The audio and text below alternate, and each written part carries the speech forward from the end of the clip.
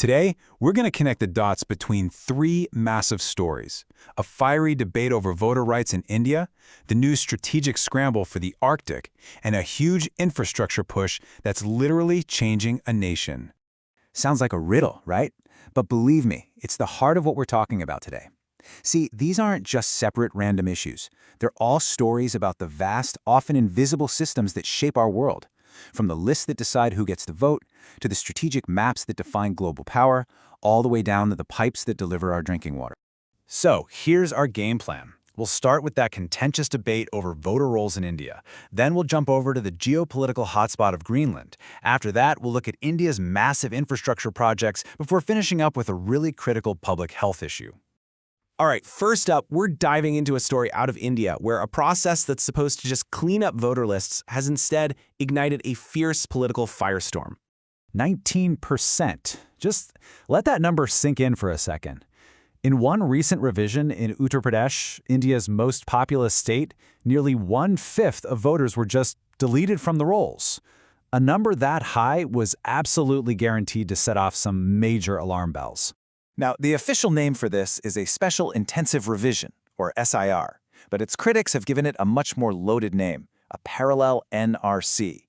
That is an explosive accusation, comparing it to the highly controversial National Register of Citizens, a process that's tied up in questions of national identity and citizenship itself. Okay, so let's break down the two sides of this fight. On the left, you have the critics. They argue this is not just some simple cleanup. They say it unfairly puts the burden of proof on citizens, asking for documents that feel more like a citizenship test than a voter registration check. They're worried it's creating this whole new class of doubtful citizens. But then, on the right, the Election Commission is pushing back hard. They say, look, this is just our constitutional duty to keep the voter lists accurate. And, crucially, they stress this is not the NRC. It only affects your right to vote, and hey, anyone who gets removed can just reapply. The whole thing really boils down to one question. Is this just routine maintenance, or is it a fundamental threat to the right to vote? All right, let's shift gears now. We're moving from a nation's internal politics to the global chessboard.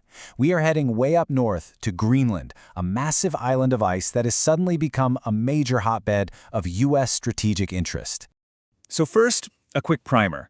Greenland is, well, huge. It's the world's largest island. It's an autonomous territory of Denmark, but geographically, it's actually part of North America. It's mostly covered in ice, and this is important. It's protected under NATO's Mutual Defense Clause. So why is everyone so focused on it all of a sudden? Reason 1, Arctic rivalry. As the ice melts, brand new shipping routes are opening up, and that's turning the Arctic into a new arena for competition between the US, Russia, and China. And Greenland? It's sitting right in the middle of all of it. Second, it's a critical military choke point.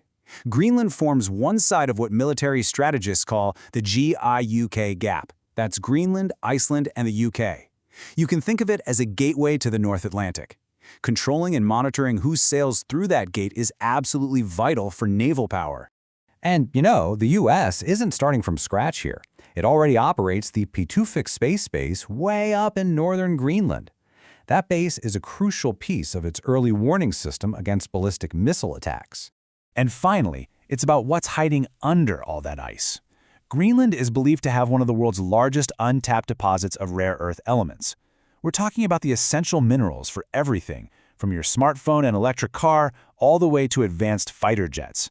In a world that runs on this stuff, controlling the source is a massive strategic prize. For our third story, we're heading back to India.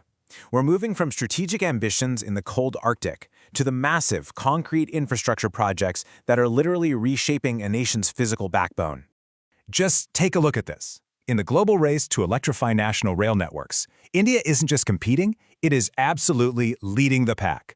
Indian Railways has electrified nearly its entire broad gauge network. We're talking 99.2%. That is a staggering achievement that, as you can see, puts it way ahead of other major economies. And the impact of this, it's enormous. This massive shift from diesel to electric is projected to cut carbon emissions by about 60 million tons every single year. That's a huge step toward the country's climate goals and its energy security. Now, beyond the railways, the government is also rolling out a massive public-private partnership pipeline.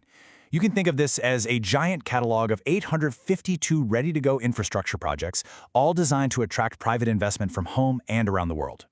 So what's the economic logic here? Well, it's all about the multiplier effect. India's central bank estimates that for every single rupee the government invests in infrastructure, it actually generates between 2.5 and 3 rupees of activity in the wider economy.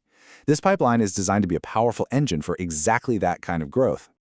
And for our final story, we're shifting from that huge national scale down to something much more personal, the water that flows from our taps, and a public health crisis that's been hiding in plain sight. This story was kicked off by a tragedy in the city of Indore, where 15 people died recently because of contaminated water. But as investigators started digging into the data, they found something surprising and, frankly, very disturbing. This table right here shows the paradox at the heart of this story. Look at the city of Bhopal. They tested a massive number of water samples and officially had a low failure rate. And yet, they recorded nearly 400,000 cases of severe diarrhea.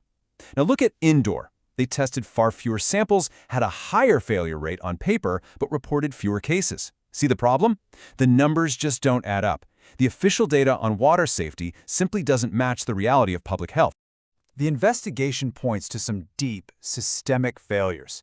First, there's decaying infrastructure.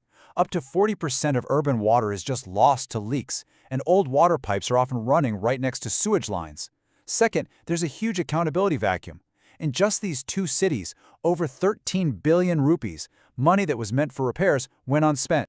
So, we've gone from the electoral roles that shape a democracy, to the military bases that project global power, to the railways that build an economy, and finally, to the pipes that deliver our water. These are the systems running in the background of our lives. So the question I want to leave you with is this: which invisible system that impacts your life will you see differently now?